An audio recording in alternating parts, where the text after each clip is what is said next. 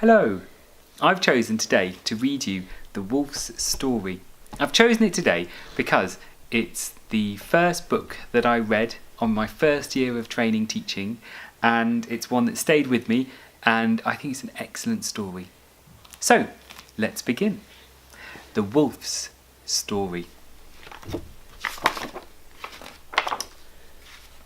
What really happened to Little Red Riding Hood?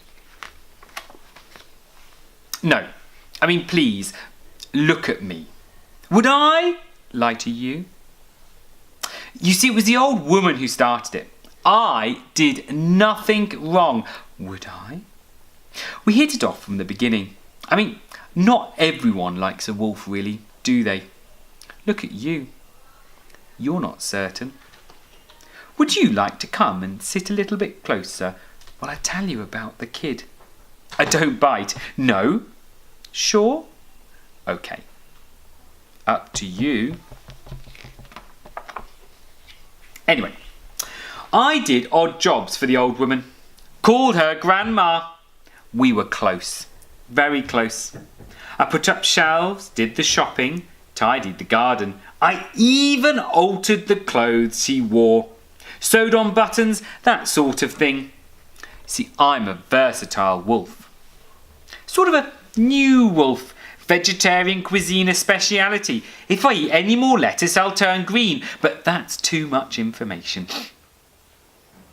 Are you sure you wouldn't like to sit just a little bit closer?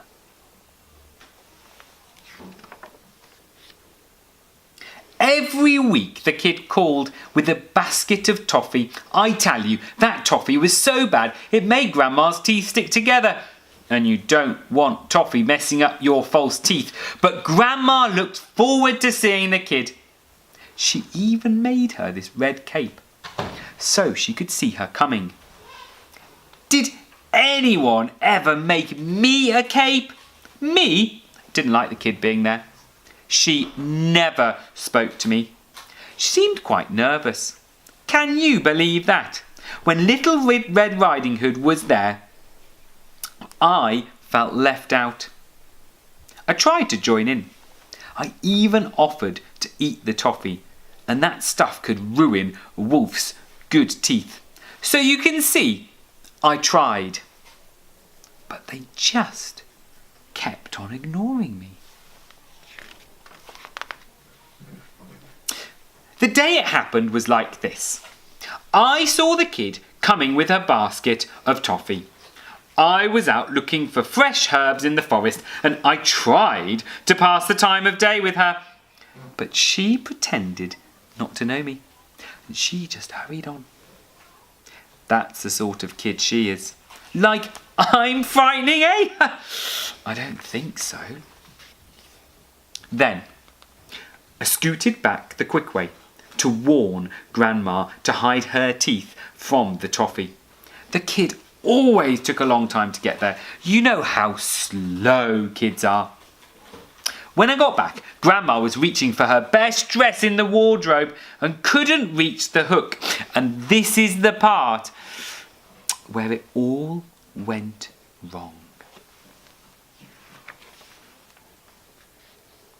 I tried to help her get it, but she fell over right into the wardrobe. And you know how it is. Grandmas get a teeny weeny bit bump on the head, and that knocked her cold. And the kid was banging on the door. All right, I panicked.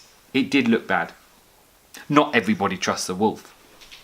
I thought they might say I'd done something bad to Grandma. Me? Anyway, I shut the wardrobe, put the dress on. Sort of thought I could cover it up. You know, act like Grandma till she was feeling a bit better. I have to admit, I didn't have the best legs for a frock. So, I jumped into the bed.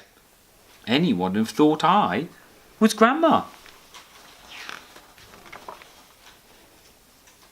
Then the kid came in and started acting strange. She was pretending to be scared again, and she wouldn't come close. "Oh, Grandma," she said, "what big eyes you have." "Get rid of my glasses," I told her. I've got these new contacts. Really sore when you first put them in. Make anyone's eyes look big.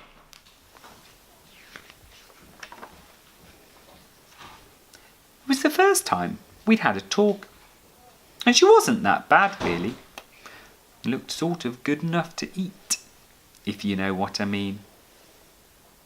"Oh, Grandma," she said, "what big ears you have." Now, these are good ears.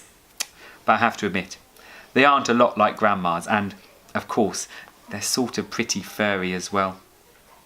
Oh, these old things," I said, and I tried to change the subject. "Oh, Grandma," she said, "what big teeth you have." And this was what made it worse.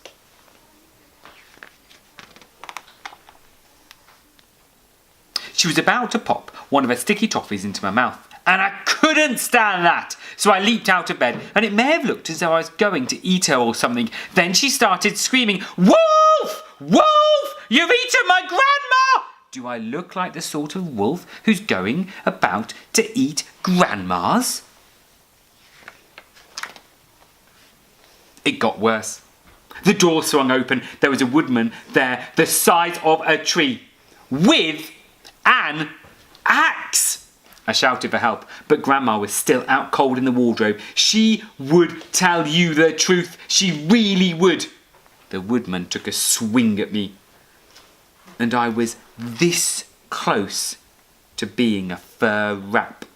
I jumped out of that window with the sound of the axe crashing down behind me. I ran all the way to town, and I have to tell you, a wolf in a dress is a rather embarrassed wolf. People were laughing, and that's not nice. Anyway, thanks for listening, and if you ever want any odd jobs doing around the house, just get in touch. Here's my card. I don't charge much. I'm a neat worker, completely trustworthy, and I won't make a meal out of it. No, please, look at me. Would I lie to you?